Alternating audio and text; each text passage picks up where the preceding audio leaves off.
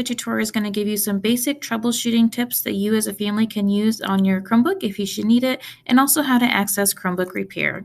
So the first tip we're going to learn is something that's called clearing the cache. So clearing the cache sort of clears out any extra junk that may be on the Chromebook and could be slowing it down or causing problems. So to do that, you're going to come over here to these three little dots. For the little ones, we also often have them call these the snowman. We're going to click on the snowman, go down to More Tools, and then select Clear Browsing Data. When you select that, a box is going to pop up asking you how much data you want to clear. You want to be sure that it says all time and that all three boxes are checked. After you do that, you're going to go ahead and click on Clear Data. After the data is cleared, be sure to X out of your Google Chrome browser and then come back down here to open it back up to restart your browser, so everything should be working smoothly.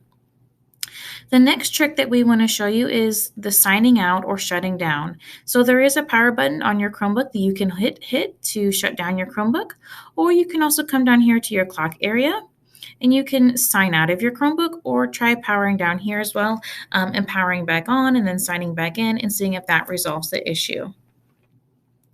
And finally, we want to show you what it looks like when you have a blue content keeper page that pops up. This often pops up at home when you're using your Chromebook at home, and it's part of our web filtering service to help keep students safe and protected on their Chromebooks. But if you get a page that looks like this, where it's asking you to sign in, please, please, please do not do that.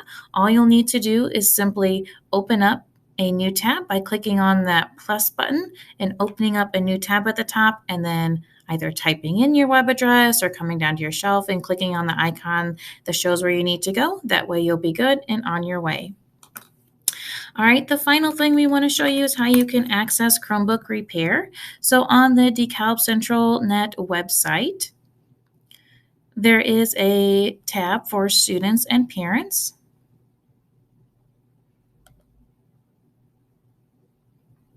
And on here will be the COVID-19 school closure resource page. And then on this form, just a little bit down, will say Chromebook Repair and Charger Requests.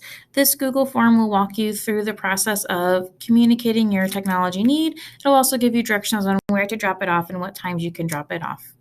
Okay, thank you so much.